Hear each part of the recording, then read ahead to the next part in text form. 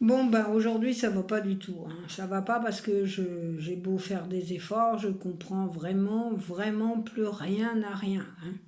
Oh ben oui, je sais ce que vous allez me dire, bien sûr, à me voir comme ça, au premier abord, hein. En somme, on se dit pas de moi, c'est une intellectuelle, non, hein. Et puis au fond, je suis d'accord là-dessus, je comprends très bien comme voyant, on pense pas tout de suite à Marguerite Yourcenar ou à Simone de Beauvoir, une de ces femmes qui ont du cerveau, non, bon. Je reconnais. J'ai de l'instruction, remarquez, mais enfin, si on va par là, j'en ai sûrement moins qu'elle, et puis que beaucoup d'autres. Moi, je suis plutôt la bonne petite femme d'intérieur, hein, mais attention, lessivage, nettoyage, repassage, mes bras font ce qu'il faut, mais il y a la tête, hein. C'est pas parce qu'on a un balai dans les mains qu'on n'a rien dans la tête. Moi, ma tête, j'y tiens, je la cultive, autant que mon Jules, notre bout de jardin.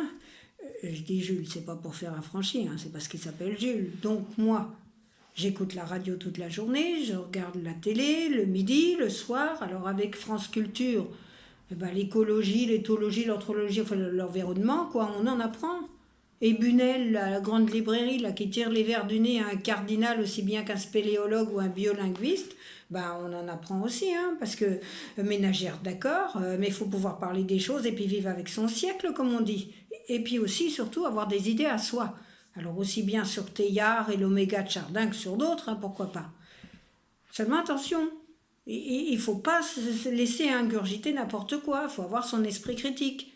Et c'est là où moi, par nature, eh ben, je serais plutôt portée à ne pas me laisser raconter d'histoire, comme on dit. Seulement, j'ai un oncle qui a une drôle d'instruction, parce qu'à 80 ans, il écrit encore dans un journal, et puis même un journal de gauche. Comme on dit, il paraît que dans ceux de gauche, ils ont encore plus d'instruction que dans ceux de droite. Alors c'est vous dire si mon oncle, il en a de l'instruction. Et un jour, mon oncle, il m'a dit, ma petite, en matière d'art, de peinture, de littérature, de théâtre, de cinéma, dis-toi bien une chose, faut pas rater Van Gogh. Il m'a dit ça comme s'il m'avait dit, faut pas rater le train.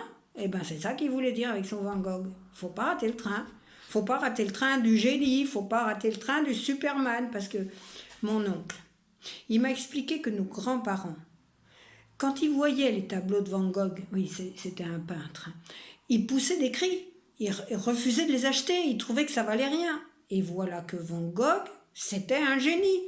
Et qu'aujourd'hui, ces tableaux, il n'y a plus que les milliardaires qui peuvent se les offrir. Alors nos grands-parents, en somme, ils ont fait la sacrée gaffe. C'est pourquoi mon oncle il m'a dit qu'aujourd'hui, il y avait une sorte de mot d'ordre, faut pas rater Van Gogh. Autrement dit, passez-moi l'expression un peu brutale, faut pas être un con. Alors depuis, bah j'essaie.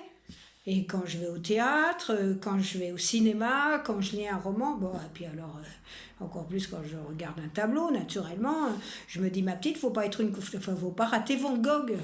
Seulement, faut reconnaître que c'est pas facile, hein. Non, non, non, on a du mal. Moi, je vous jure, regardez, quand on pouvait encore aller au cinéma, on y va une fois avec mon Jules. Il m'avait dit, il paraît qu'il y a un film sans sas.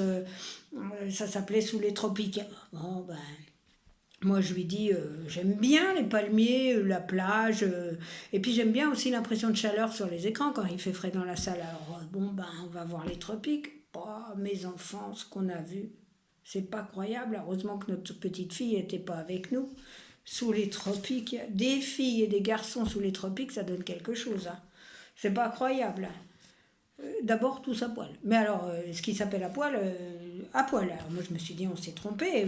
J'ai dit à Jules, t'es sûr que on est sous les tropiques? Il me dit, qu'est-ce que tu veux que ce soit? Ouais, d'ailleurs, c'était vrai, hein, des cabanes, des cocotiers, pas trop, beaucoup de vêtements. On n'était pas Faubourg Saint-Denis. Alors, bon, je la ferme, je dis rien, je regarde.